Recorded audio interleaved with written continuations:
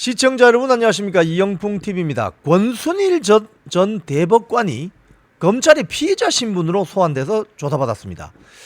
이 상당히 수사가 속도가 빨리 나는 것 같은데요. 이 내용 먼저 전해드리고 이게 어떤 의미가 있는지 그 논평을 좀 드리겠습니다.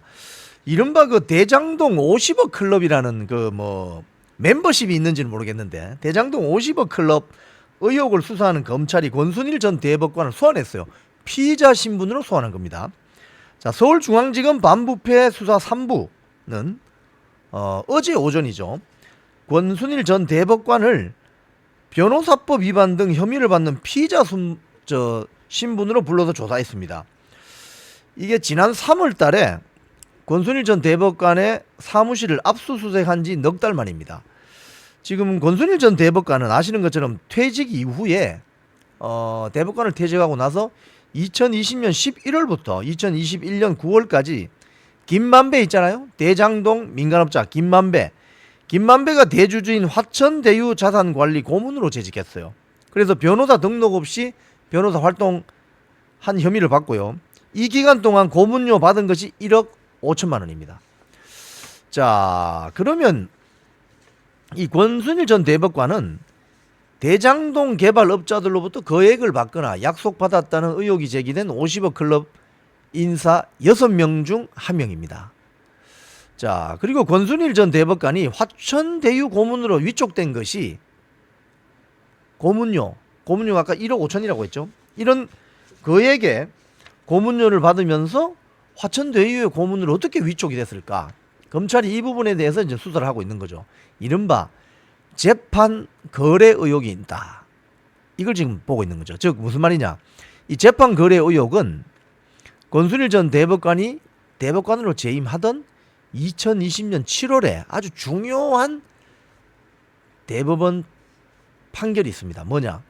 대법원이 그 당시에 이재명 전 민주당 대표의 공직선거법 위반 혐의 사건을 2심에서 유죄가 나왔는데 대법원에서 무죄 취지로 파기환송을 시켜버렸어요. 그래서 그 대법관들이 이제 홀수로 있잖아요. 투표를 합니다. 근데 그 당시에 그 대법관들이 이제 쉽게 이야기하면 투표를 한 거죠.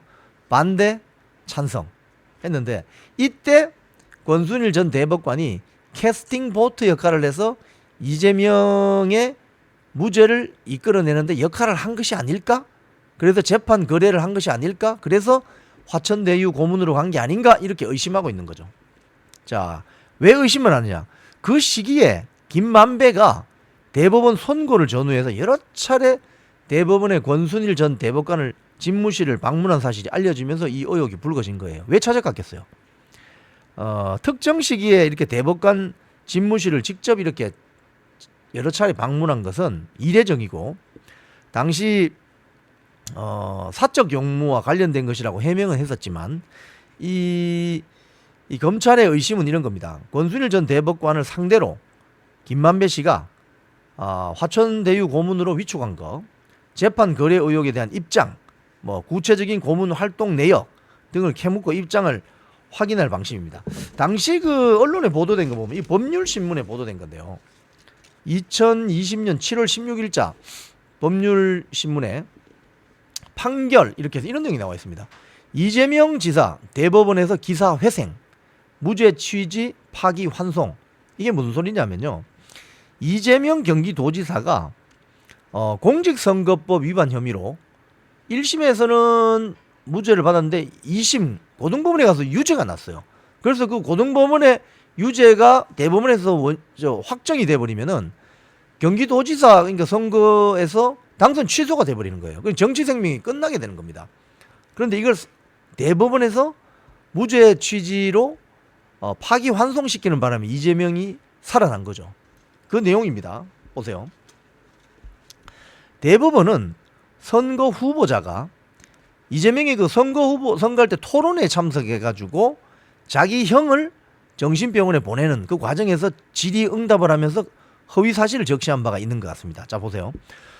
대법원은 선거 후보자가 토론회에 참여해 하는 질문이나 답변, 주장과 반론은 해당 토론의 맥락과 상관없이 일방적, 의도적, 적극적으로 허위 사실을 말하는 것이 아닌 이상 허위사실 공표죄로 처벌해서는 안 된다고 판단했습니다.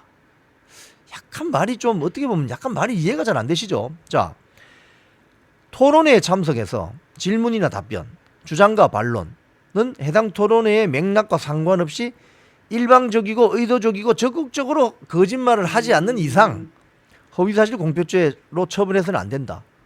그러면 이 말은 다시 뒤집어서 말하면 선거에 출마한 후보자가 TV 토론회 등에 나가서 적당한 거짓말 해도 된다는 소리잖아요. 이게는 결국은 이게 이상하죠. 자, 이게 이제 이런 이유로 판결을 내리면서 대법원 전원 합의체 주심이 노정희 대법관입니다. 2020년 7월 16일 날 허위사실 공표 혐의 등으로 기소된 이재명 당시 경기도지사에게 벌금 300만을 선고한 원심을 파기하고 사건을 수원 고등법원으로 보냈다는 거예요.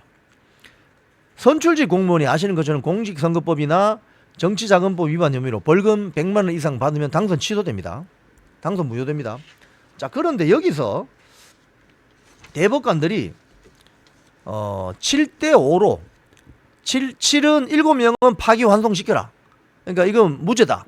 5명은 상고기각 원심 확정. 즉 이재명이 벌금 300만 원을 2심에서 받았잖아요. 이걸 원심 확정해서 이재명이 그냥 경기도지사에서 날아갈 뻔했단 말입니다. 그런데 2명이 더 파기환송에 찬성했기 때문에 7대5로 파기환송이 된 거거든요.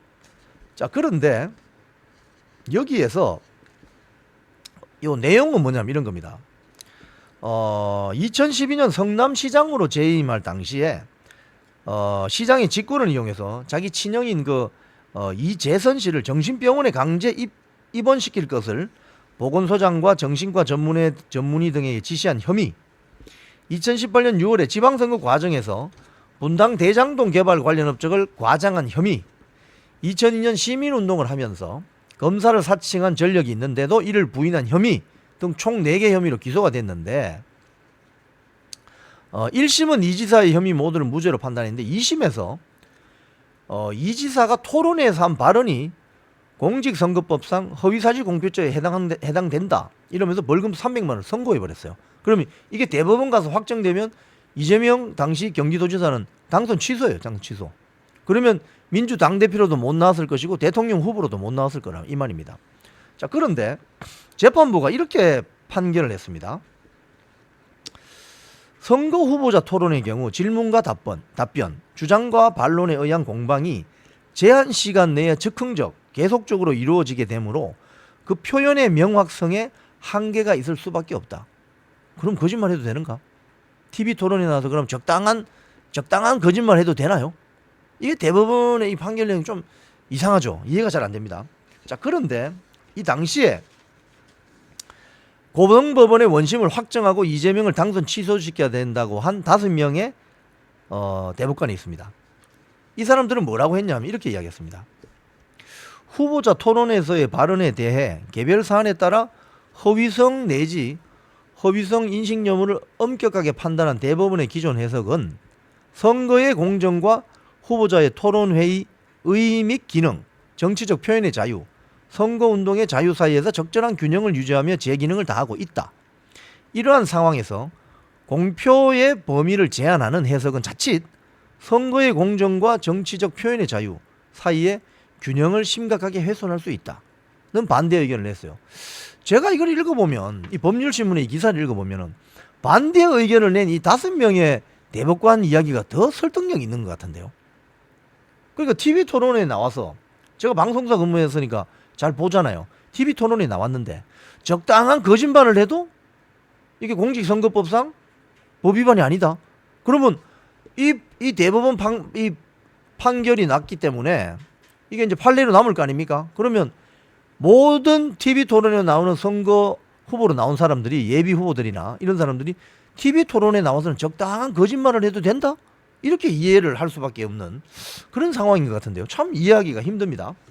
자, 그래서 어쨌든 간에 이런 과정에서 이재명 당시 경기도지사는 대법원에서 기사회생을 했어요. 7대5로. 이 과정에 권순일 대법관이 캐스팅 보트 역할을 하면서 이재명을 살려준 거 아니냐. 그래서 재판 거래를 한 거 아니냐. 이런 의혹을 검찰이 가지고 있는 거죠. 자, 검찰은 이 50억 클럽으로 거론된 6명이 있습니다.